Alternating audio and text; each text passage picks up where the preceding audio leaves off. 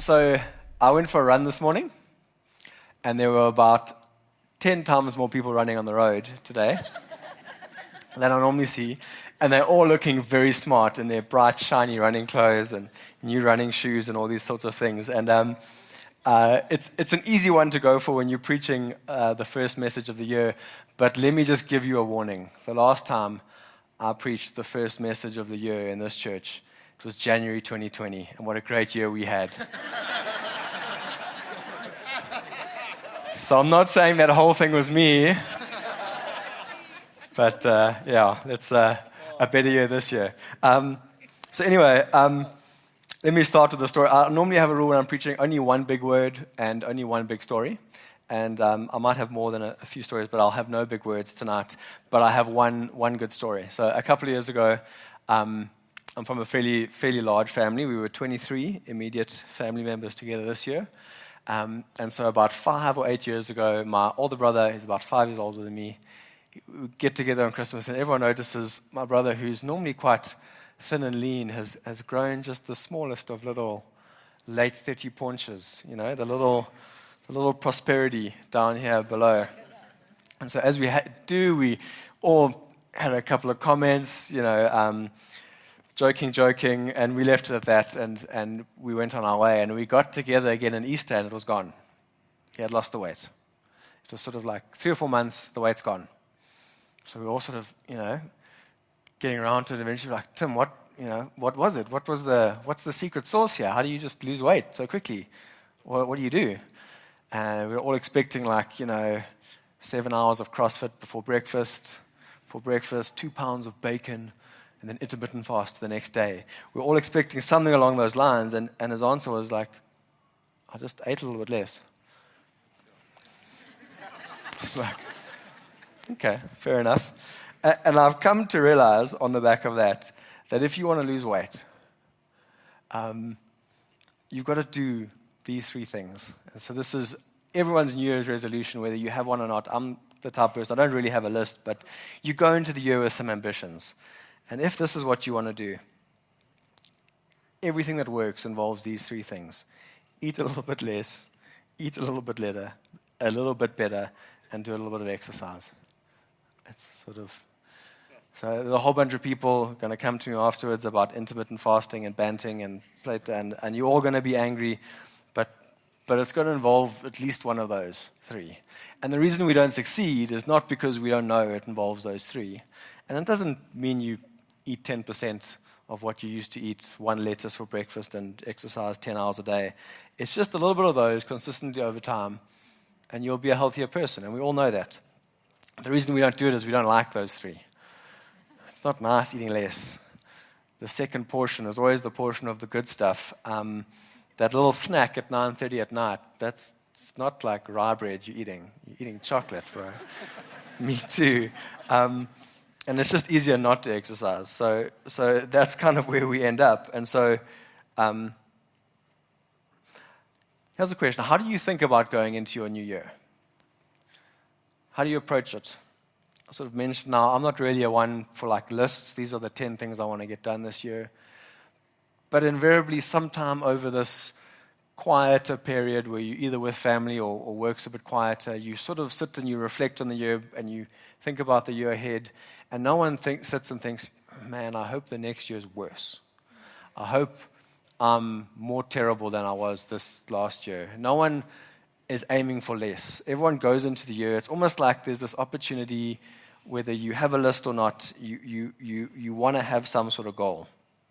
And I've gone after the physical goal because it just seems like in many ways it's the least threatening, because if we had to go through some of the other goals, I want to restore the relationship with a family member. I want to find healing in an area. I want to correct one of the wrongs of my past. You start to go into those and it gets a little bit quiet in the room. So we'll talk about exercise instead. But 1 Timothy 4 verse 8 says this: for physical training is of some value, but godliness has value in all things, holding promise for both the present life and the life to come. And so how do you think about godliness in the year to come? How are you approaching it? What are you thinking? And that's really the preach I want to preach tonight. I need to go get something. Don't deafen me.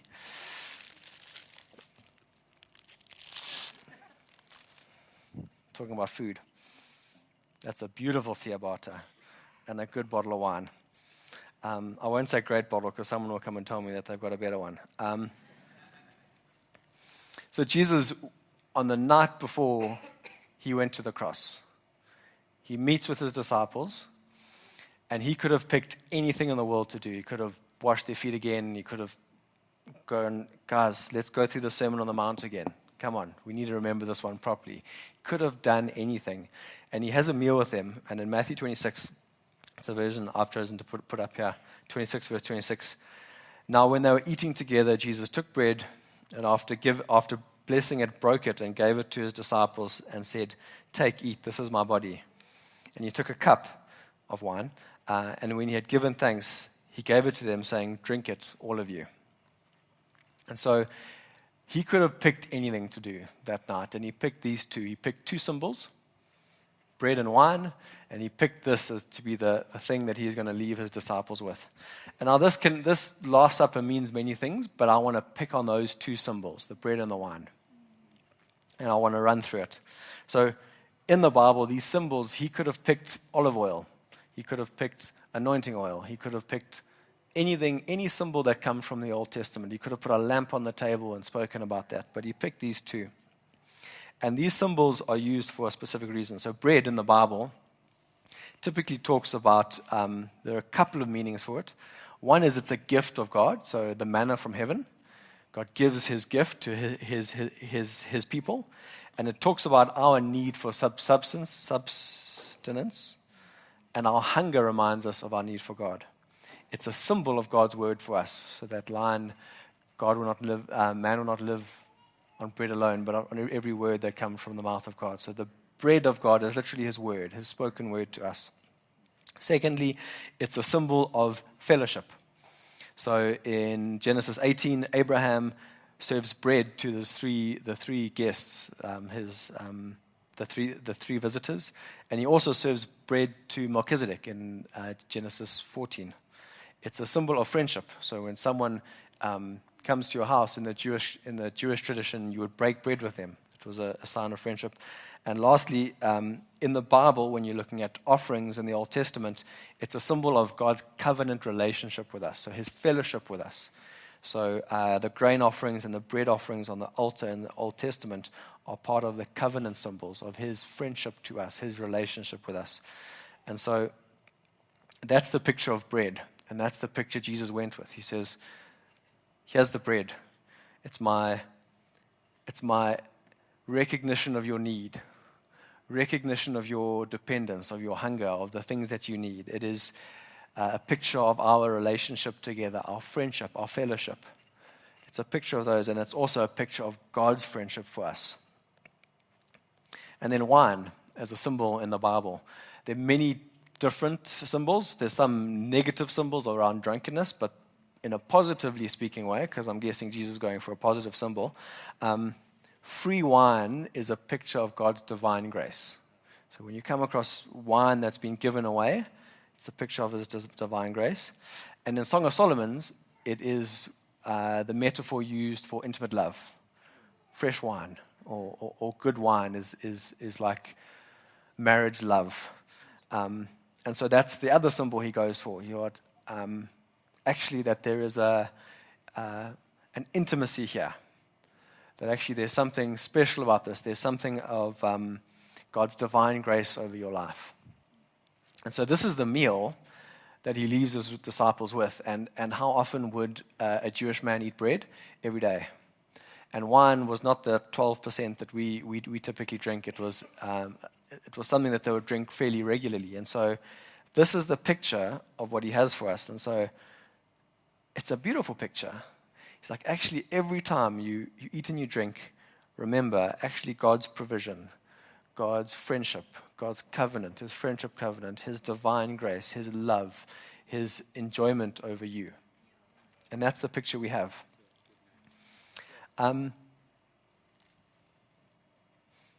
And that's a beautiful picture. But Jesus had done more than just pick these two symbols. These disciples had been with him for 3 years. They had seen many miracles. And there are two particular miracles that stand out that involve bread and wine. So I want to run through those quickly because sometimes we think in the year ahead, our aim from a godly perspective is actually just to have good friendship with God. We bring good wine. We bring all of this to his table. We sit, we eat, we enjoy him. We enjoy his provision, all of these things. And that's sort of half of the picture.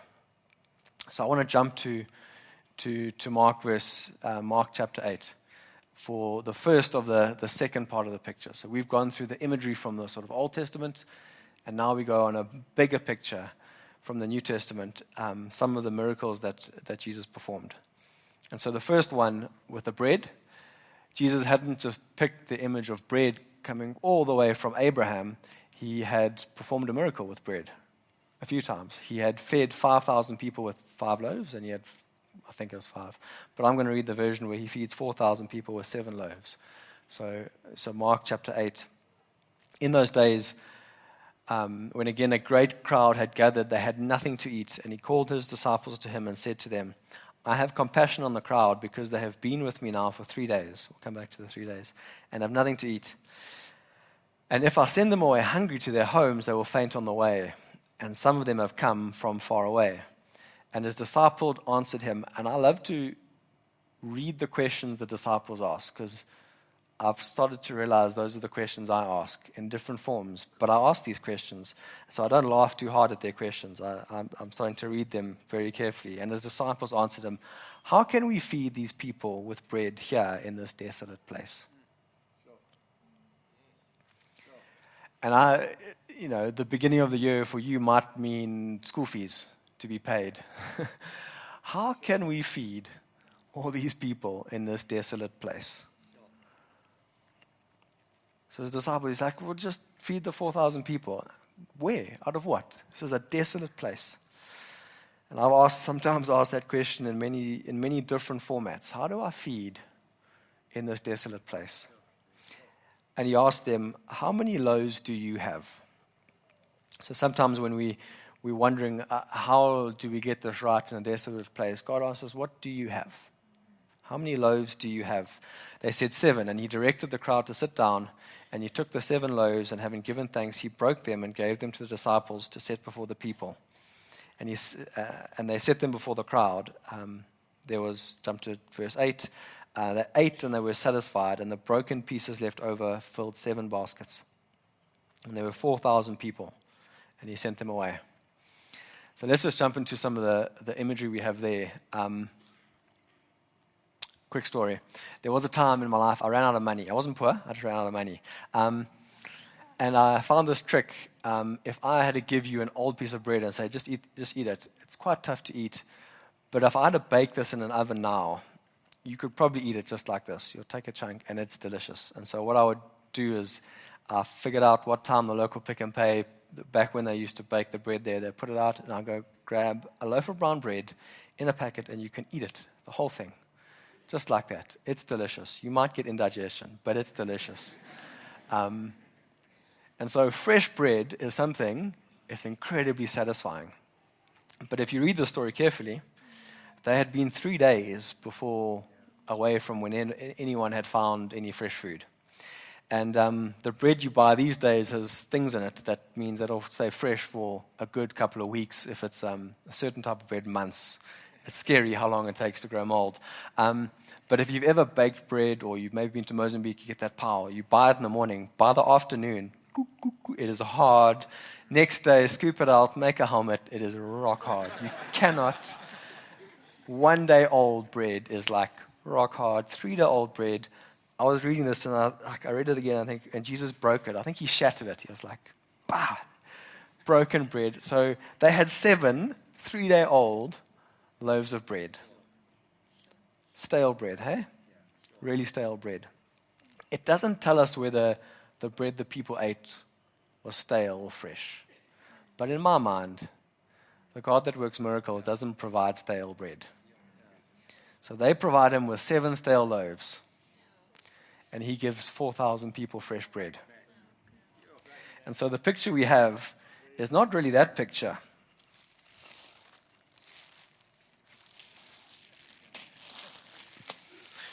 Sometimes our meal with Jesus, this is what we bring. It's 1 slice and 2 crusts.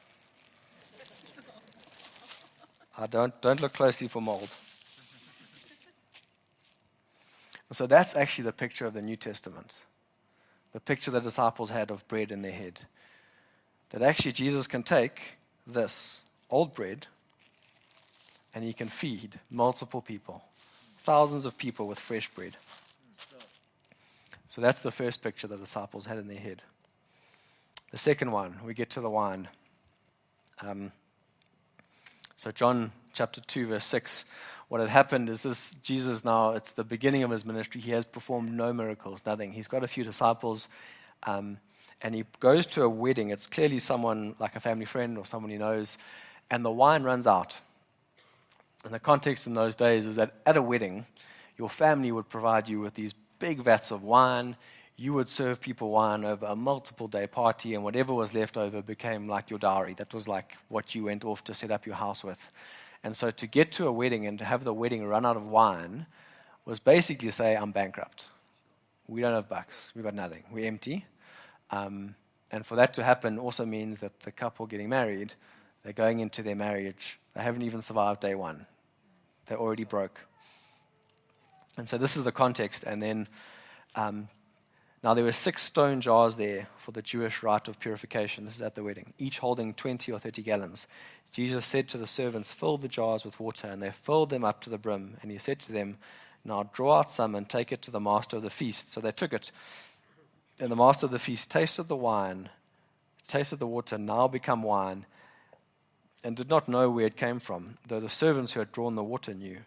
The master of the feast called the bridegroom and said, everyone serves the good wine first.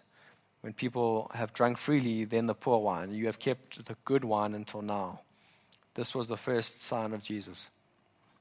So the picture we have is not that we have a good bottle of wine with Jesus. I'm going to that corner. Please mute me.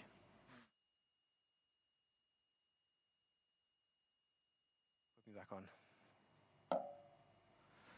The picture we have is that we bring a glass of water. Sit down for a good meal. And there we have it. Jesus, my glass of water, my crusty old bread. This is my meal. So Jesus presents us with that picture, and we, in the New Testament, if we read it carefully, we present him with our bankruptcy, with our relational bankruptcy, with our emptiness, with our embarrassment. We present him with stale old bread, our hunger. We present him with all of these things.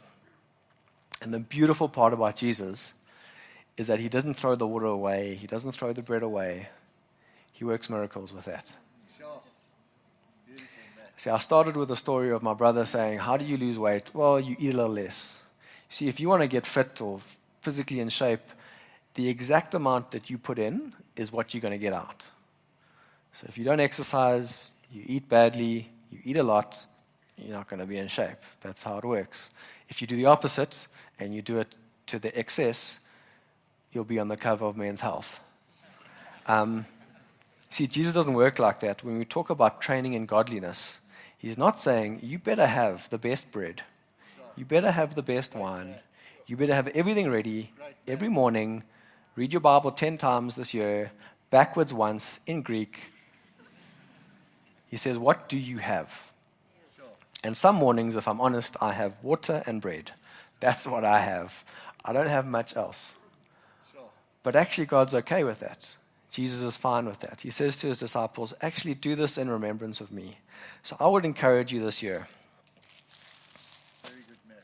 irrespective of where you feel you are in the year, at any point in the year you feel like it's not going where I thought it's going to go. Right now, this is what I can give to Jesus. Can I encourage you? Give it.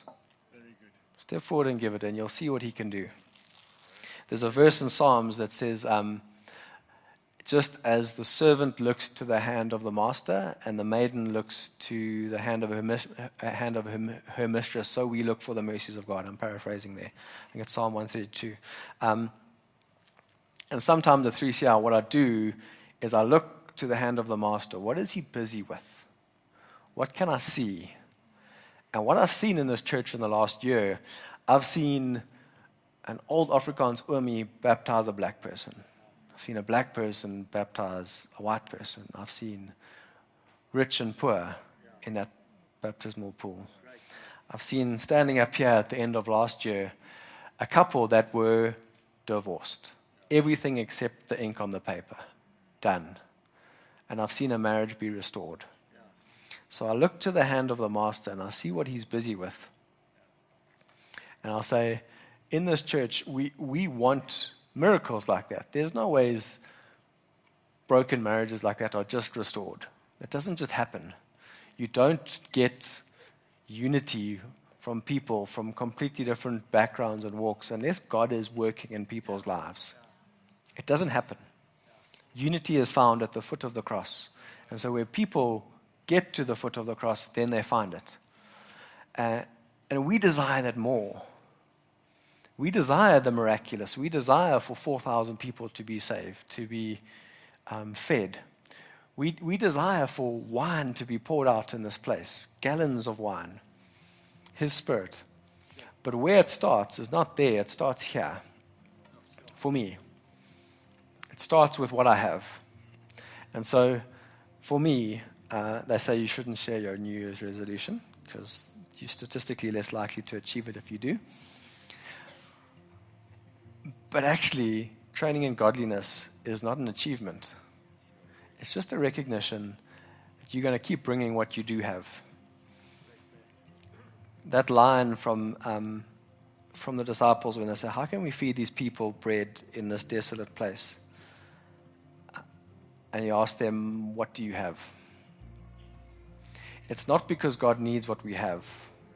It's just asking for us to add the little bit to the miracle He is working.